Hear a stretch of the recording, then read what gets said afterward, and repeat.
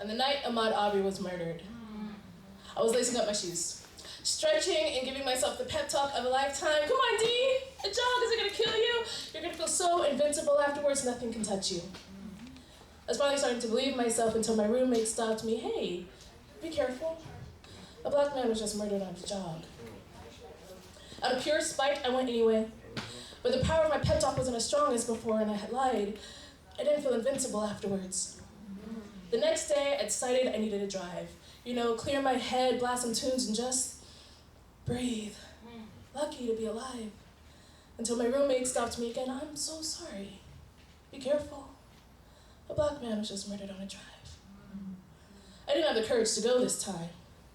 It took days, but I finally calmed down, laying in bed, numbing my emotions through social media, and scrolling past an article of Breonna Taylor murdered while lying in bed.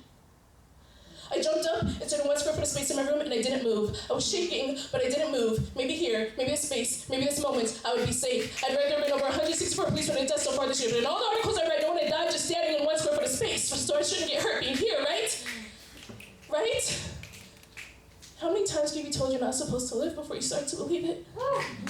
How many looks to your mental health does it take to get to the center of your psyche before you snap completely? And yes, I know this is another poem among millions of poems of black deaths in this country, but what was the name of the second victim?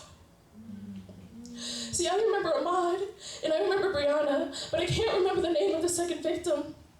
He was engaged. He was coming home from his bachelor party when they murdered him, and I can't find him anywhere. There are too many articles, too many deaths, too many hashtags to fit with the character limits of my social media postings. Did I make him up?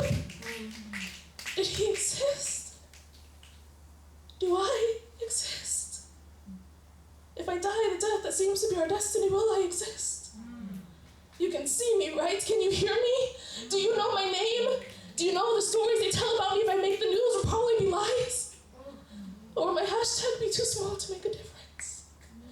See, I can't keep fighting, and I can't keep smiling, and I don't want to keep breathing, because it's all just too painful. But breathing is the only form of rebellion I have left in me, standing here in 1 square foot of space in my room, breathing until I have the courage to do the things I want to against me. I want to drive, and run, and sleep peacefully again in my bed, and maybe someday again I will, but for right now,